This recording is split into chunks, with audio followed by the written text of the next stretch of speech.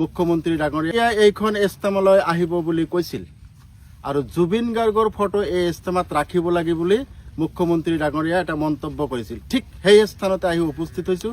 আপোনালোকে দেখিছে আমাৰ নামনি অসমৰ ধুবুৰী জিলাৰ গৌৰীপুৰ আলমগঞ্জৰ ওচৰতে যিখন ইস্তেমা হ'বলৈ গৈ আছে, বিশাল ইস্তেমা অহা 21, 22 আৰু 23 জানুৱাৰী ডিচেম্বৰ তাৰিখৰ পৰা আপোনালোক সকলোৱে আহিব। আপোনালোক সকলোলৈ প্ৰথমে আমি দাৱাত দিলোঁ এই ভিডিঅ'খনৰ জৰিয়তে। আৰু আপোনালোক এই প্ৰাংগণটো চাইছে, প্ৰায় 50,000তকৈ বাঁহ ইয়াত ব্যৱহাৰ কৰা হৈছে। 5,400 বাঁহৰ খুঁটাৰে এই ইস্তেমাৰ পেণ্ডেল যি তাম্বু আপোনালোকে দেখিছে, এতিয়ালৈকে তাম্বু টনোৱা হোৱা নাই যদিও আপোনালোকে চাৰিওফালৰ পৰিৱেশ যদি আপোনালোকে চায় নিশ্চয়কৈ চাব পাৰিব। প্ৰায় 100 বিঘা ভূমি ইয়াত সাঙুৰি লোৱা হৈছে আৰু এই বিশাল ইস্তেমাত আপোনালোক সকলোকে আহিবলৈ আমি প্ৰথমে অনুৰোধ জনাম।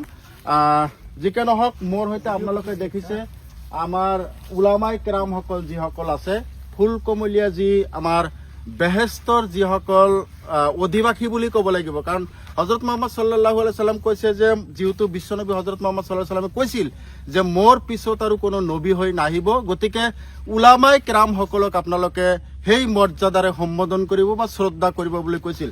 মোৰ পিছফালে আপোনালোকে দেখিছে কোন মাদ্ৰাছাৰ ছাত্ৰসকল, তেওঁলোকে অধ্যয়নৰত এতিয়াও আছে আৰু এটা সময়ত হয়তো আমাৰ সমাজৰ পৰিৱৰ্তনৰ যি কাম কাজ ধৰ্মীয়ভাৱে নিশ্চিতভাৱে চলাই লৈ যাব। এই চেগতে আমাৰ সৈতে এজন জনাবে ক্ৰাম। আসসালামু আলাইকুম, কেমন আছেন? খুব ভালো। কই থেকে আসছেন?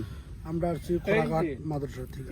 এই ইস্তেমা মানে পরিদর্শন করার জন্য? হ্যাঁ, পরিদর্শন করার। আসলে সামগ্রিক ব্যবস্থাটা কিরকম হয়েছে এটা জানার জন্য কিরকম লাগছে?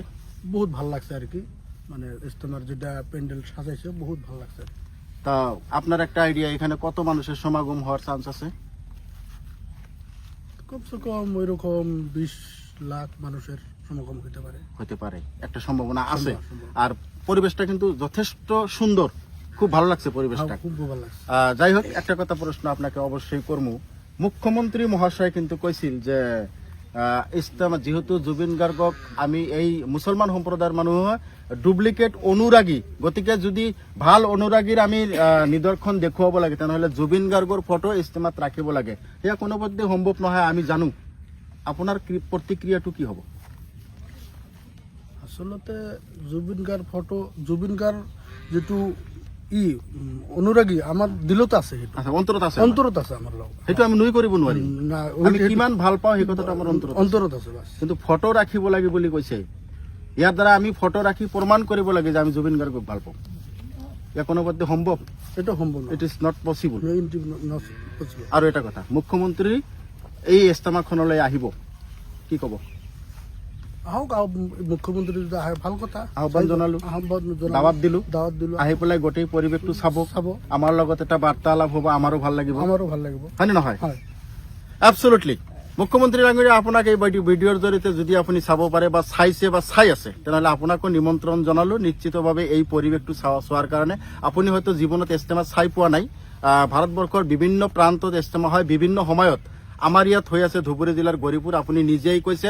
আৰু এটা কথা, মুখ্যমন্ত্ৰী ডাঙৰীয়াক আমি এই ভিডিঅ'ৰ জৰিয়তে ধন্যবাদ দিব লাগিব। আমাৰ এই ইস্তেমাৰ বিষয়ে যিমান পৰিমাণে প্ৰচাৰ হোৱা নাছিল, এবাৰ মুখ্যমন্ত্ৰী যেতিয়া মুখেৰে ইস্তেমাৰ কথাটো লৈছে, গোটেই অসমবাসী কিন্তু এই কথাটো গম পাইছে যে ধুবুৰীত ক'ৰবাত নহয় ক'ৰবাত এটা ডাঙৰ ইস্তেমা হ'বলৈ গৈ আছে। আমাৰ ইছলাম ধৰ্মপ্ৰাণ বা মুছলমান ধৰ্মাৱলম্বী মানুহে কিন্তু বেছিকৈ গম পাইছে এই মুখ্যমন্ত্ৰী কোৱা কথাৰ কাৰণে। গতিকে সেইকাৰণে মুখ্যমন্ত্ৰী ডাঙৰীয়াক ধন্যবাদ জনাইছোঁ। আৰু গোটেই পৰিৱেশটো আপোনালোকক দেখুৱাম, কিমান বহল এটা এৰিয়া আপোনালোকে যদি চায়, ইফালে যদি চোৱা যায়, যিমান দূৰলৈকে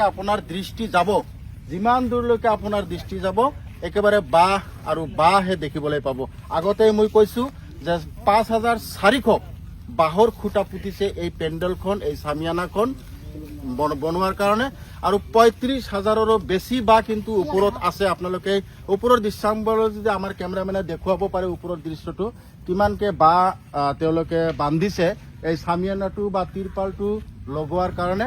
আৰু দূৰ দূৰণিৰ পৰা এতিয়ালৈকে বৰ্তমান বহু মানুহ আহি এই দৃশ্যাংক চাবলৈ আহিছে যে আচলতে ইস্তেমাৰ থলীটো, ইস্তেমাৰ প্ৰাংগণটো এই মহামিলনৰ তীৰ্থৰ মুছলমান ধৰ্মাৱলম্বী মানুহৰ মহামিলনৰ যে আয়োজকাৰ এই আয়োজকাৰে নিশ্চিতভাৱে মুছলমান সমাজলৈ বা বিশ্ববাসীলৈ বা আমাৰ ভাৰতবাসীৰ অসমবাসীৰ সকলো ধৰ্মাৱলম্বী মানুহলৈ এটা শান্তিৰ বাৰ্তা কঢ়িয়াব বুলি আমি নিশ্চিত আশাবাদী আৰু গোটেই পৰিৱেশটো আপোনালোকক দেখুৱাবলৈ যত্ন কৰিছোঁ। ধন্যবাদ। যিকোনো খবৰৰ বাবে যোগাযোগ কৰক 7099017330 লগতে 7099017110 নম্বৰত।